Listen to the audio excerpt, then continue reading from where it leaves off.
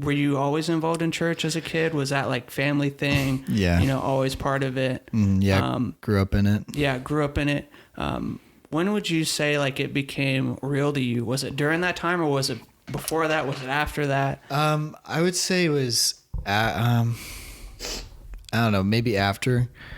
I grew up in church and got really involved with the church we were at, this local pretty big church. I was on the worship team.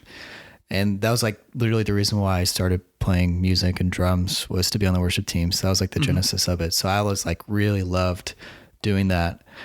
But I wouldn't say like my faith became my own and not like what I was raised in until the summer before my senior year of high school. Okay. Cause I went through like this period in junior year where I was just like, screw it. Like, I'm just going to do my own thing. I was like in a toxic relationship. I was just like lying to my parents all the time. It was just, I don't know, just like running around doing whatever I wanted because I just didn't really care. And during that time, I like went through like a 6 or 8 month period where I just like didn't feel the presence of God like at all through that whole time. And this is a funny story. I really didn't. And I found my faith became my own at the summer camp I went to in Colorado called Summit. Mm-hmm. It's this really, I can't recommend this place enough. It's this dope place in Manitou Springs, Colorado. It's like this hippie town right outside Colorado Springs. And it's a 2-week camp and you're in the mountains and you have like professors, you have authors, you have like people that know their stuff coming in, and it's like 6 hours of lectures a day or 5 various day to day, but you're just getting lectured and it's like college level courses on like everything. And plus you're in the mountains, you're hiking all the time and you meet like a ton of cool people. But I found my faith there. That was like being in a community and like have like becoming instant friends with these strangers and like worshiping God together and like learning all this stuff is like where I met God again. And especially being in the mountains, because I like see God super easily in the mountains. But all that to say, I found my faith there at that summer camp. But right before I left for that summer camp, the way we got there, my little sister was at a ballet camp in Oklahoma, and my cousins live in Oklahoma, and my cousin was going to the camp in Colorado with us. So my sister had a recital at the end of her ballet camp. So we all met at where she was in Oklahoma, watched her recital. And then me and my twin sister, Haley, we're going to hop in our cousin's van. And the next day we're going to go to Colorado with our cousins. So like we're rendezvousing, watching my sister Sophie, then going to Colorado the next day.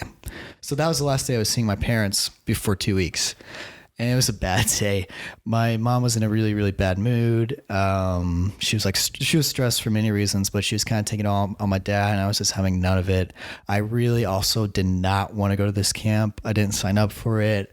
We heard about it through my older cousin who went before. I like totally didn't want to go, but my parents spent all this money on it, and I was like, I can't say I don't want to go because I spent all this money. So I was just in a bad mood, and the fact that mom was in a bad mood wasn't making it any better. And at the time I had this thing on my device called Accountable to You. Mm-hmm. And it tries, so if I watch porn or anything, it gets like an instant message alarm sent to my accountability partners. Well, my parents had it set up to where also tracked curse words. So anytime I cuss in a text or a friend cuss in a text, they got an alert. So I Snapchatted my sister, mom's being a bitch, and 2 hours later, as we're packing up our cars,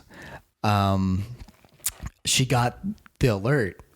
She saw it. Did she see the message itself? Yeah, she saw that I'd sent my sister Sophie that. So she grabs my arm. Well, she like yells, grabs my phone, takes it around the corner, and we're in the camp was we were at a college, and we were at this really tall student living. And I just hear vibrating across the whole courtyard we're at, just a shattering of my phone. My mom threw it to the ground. Then she grabbed my arm, pulled me around the corner, and asked if I was gay. because the night before the Supreme Court decision on gay marriage had come out, and I watched 3 videos on YouTube, and in the name of the videos was the word gay. So that like triggered something on the Accountable to You too. So, and then and so all this happened literally right before I was about to leave for Colorado. And she's like, why are you even going to this camp? I'm like, I don't know. I don't think I believe in God. At the moment, I really didn't know if he was real anymore. I didn't know if anything I had grown up in was just a facade, just like a workup of emotions. And yeah, so we argued and talked about it for 20 minutes. And then I left for Colorado for 2 weeks. But at that camp is when I really found God. It was mostly through the worship there and the environment, being in the mountains. It was just so gorgeous. Do you have a specific moment or night that you were like, man, this was the event, or this was maybe the song, or the time where I really felt God say to me hey, I'm here? Well, really the first day I arrived, I was like, man, God's presence is here. And just being in an environment where the whole purpose of it is to know more about God and get closer to God really helped, because I hadn't been in any church community for a long time. I checked out. Yeah, because you shied away from it the whole year before. Yeah, I just not been in it. So that helped a lot. And then the worship was just really cool. Being in a worship environment again was really incredible. And yeah, so I brought my cajon. And I made friends with everyone that brought guitars, and we organized early morning worship sessions. There was this mountain trail. It's called Red Mountain. That was right next to where the camp was. So we got up super early, and when we did it a few times over the camp, over the 2 weeks, and I think the biggest time, there was 30 people that hiked up this trail, and there was this lookout that looked over the plains, and then we had some worship early in the morning. That was dope. That was so incredible. So just finding God through people, through the nature, and through music, that's how I reconnected with God, and I came back. I was this is me now. So that was when I would say that my faith became my own. It's okay, I've experienced enough spiritual things I can't deny. And I was never in the point, I don't think I could ever been in the point where I could deny there wasn't anything, no being, because I'd experienced so many spiritual things. I'm that was clearly a God power. I'm I can't deny there's no God, but I just don't feel him at all. So I'm where is he? If you're not going to be there, then screw it. I'm just going to do what I want. So encountering God in that camp was just in that personal way that you did. Exactly. It was just what really kind of changed everything for me. Yo, King Commies, look out, tell them, look out for my worldview.